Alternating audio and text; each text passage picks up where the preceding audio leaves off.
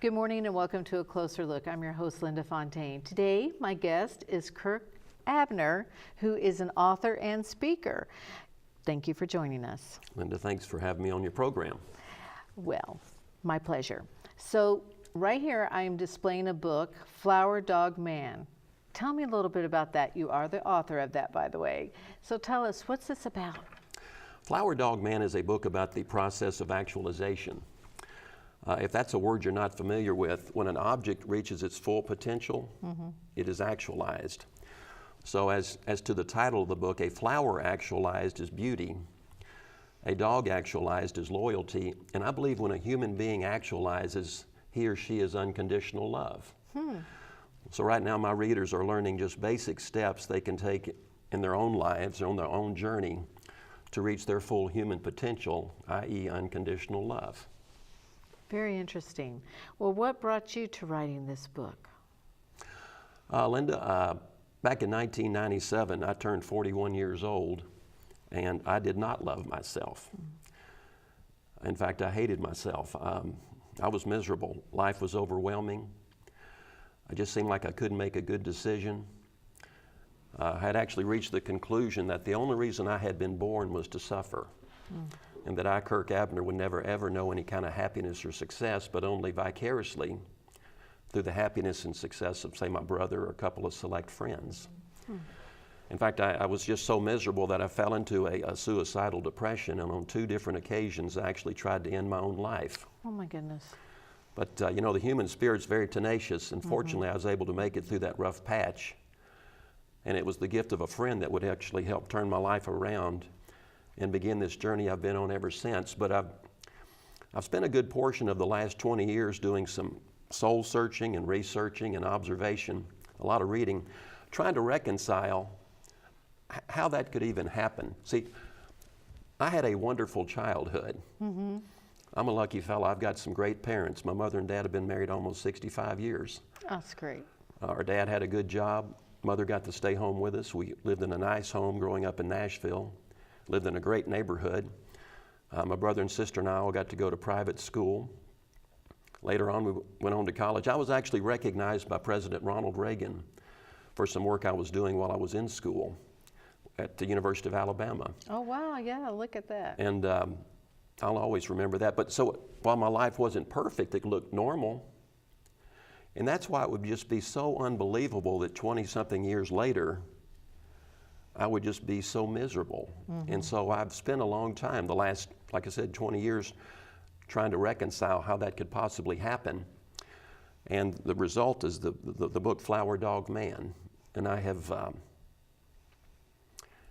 I've managed, I think what's really fascinating, I was able to discover a couple of basic principles that are so critical in our pursuit of happiness.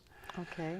And Linda, what makes that, I think, again, unbelievable is these principles are not really taught to us when we're growing up. Again, I've got some great parents, but I don't think they, Dad taught me how to work hard and to practice. Mother taught me a love of cooking and local history and genealogy, but I don't think they really understand these principles of happiness. I had some wonderful teachers and coaches back in the day, but I don't think they understand these principles. And seemed like even the preachers or ministers I listened to back in the day, their message was always of a different tack. But I can guarantee, the principles really do work. Heck, fire, I was, like I said, I tried to kill myself 20 years ago, but today I feel like I'm the happiest person on the planet. Oh, that's great. I really am a lucky fella. So this book, was it kind of cathartic for you going through it, writing it, and getting this information out? Well, it really was. It was, again, trying to just understand how a person can get to that state of mind. So really, I do a presentation, about a 60-minute presentation on the same material, and it gets emotional for me. But it is cathartic, and I think it's a message that's really going to help a lot of people. It's, in fact, I believe so much in it, I think it's something that ought to be read by every man, woman, and child on the planet. Wow. That is, if we want to have a better planet and we want everybody to be happier. Well, I'm going to read it as soon as I can. I started thumbing through it today. I meant to read it before you came on the show. forgot it at work, and then I've just been, excuses, busy. Then I thought, well, I'll look through it before he comes on the show. So I did. I thumbed through it this morning. I was reading over it, and I thought, this is really interesting. I wish I had, taken the time to come back to work and get it and thoroughly read it over the weekend and be able to talk to you better about it. But I'm going to read it. The little bit that I read this morning, I was very intrigued. Well, thank you. It is a short book. It's only, I think, 5,600 words, but it's very powerful. And I really believe it's possible for a person in a single setting to read the book, and it can have the potential to change their lives. Wow, that's a powerful statement. So walk me through it a little bit. It's called a primer. And when I think of primer, we were discussing this, I think of like when we were in school and we had our primers. They were like introductions to things. Right. So this is a small book, as you mentioned, so it's probably more of an introduction to what you'd probably rather spend more time on or expand on. But is it for people to read that are going through a hard time, or is it for people to help prevent from going through a hard time, or how would you look at that? That's a great question. I really think it's a book, for people, just sort of any kind of sort of situation they might be in. If you're depressed, if you're in despair, if you're hurting, if you're troubled, if you're into the rope, it would be a very, I think, important read. But again, thanks to our social media, we have an opportunity to peer into the hearts and minds of people like never before. And when I get on the internet and read people's different blogs and posts, I see a lot of people that are hurting. And I think they're hurting for the exact same reasons I was some 20 years ago, which I believe one of the things, they just don't really understand what we can truly control in this world, which I believe is just ourselves. And another important principle that I discovered is how much beneficial it is when you start developing an awareness of yourself. Being able to see yourself in context. I agree. I know exactly what you're talking about, because I often think about that. And this is how I see myself. How do others see myself? And can I look at myself objectively? Because I might think this way, but looking at through your eyes, how would you be seeing what I'm seeing right now? Might not be the intent of what I want it to be. Well, and I agree with that. I mean, I've experienced that. There was no real alignment between how I saw myself and how others saw me. I remember one of the conversations that really kind of was a milestone. I was with a dear friend, and he said, suggesting that I do something, try something. I said, Virgil, I wouldn't do that because I would fail at it. I feel like I'm a failure. And he said, Kirk, you're one of the most successful people I know. And that was monumental, and just sort of in an awareness. Like that's how he sees me. I don't see myself like that. Exactly. So our self-image is truly the single biggest driver of our behavior. And fortunately, one of the things that I've learned is that we can actually manage our self-image. Or I guess the proper way to refer to that these days is our self-image profile. You know how you have settings and profiles in all your different apps. Yes.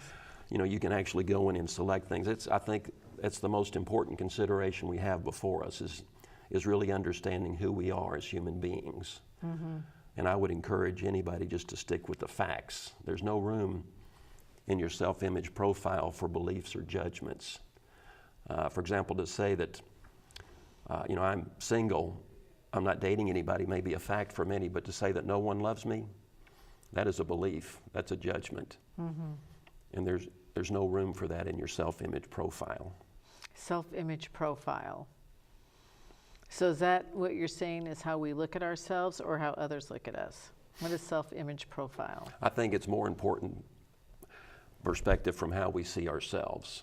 I know a young man, Devin, who dated a girl named Kelly for a year. He drove home from work one afternoon and found that she had hung herself in his front yard. I understand her last words were something to the effect that no one loves me. Over 400 people showed up for her funeral, and I know for a fact that Devin loved her dearly. But see, that didn't matter in that moment. Only thing that mattered was Kelly's self-image profile. She didn't believe anybody loved her. And that's starting to get deeper. You think, okay, I don't think anybody loves me, but there's a part of you that says, surely somebody loves me, but you're just not feeling loved. And I think a lot of that could be is because you're not loving yourself. I agree That with you that. can't open up to it. Because when you close yourself off to feeling so inadequate about yourself, no matter what anybody says, you're really not listening to them. Because you're not feeling the love, because you're not able to see it in yourself. I think that's where it really has to start. Again, that simple principle, just to love yourself and love other people the same way. And again, knowing that, that you really can't control another person. No, you can't. I can't control how people feel about me, but I can control how I feel about them. And I feel like that's the best I can do. We can influence other people by being ourselves. But I think to try to control another human being, and this is something I get into pretty heavy, I think to try to control another human being is a function of ego, which is just problematic. It really is, and we'll get into that in just a little bit. Let's go ahead and take a break now, and we'll be back in just a minute, right after a word from our sponsors, with more from Kirk Abner. We'll be right back.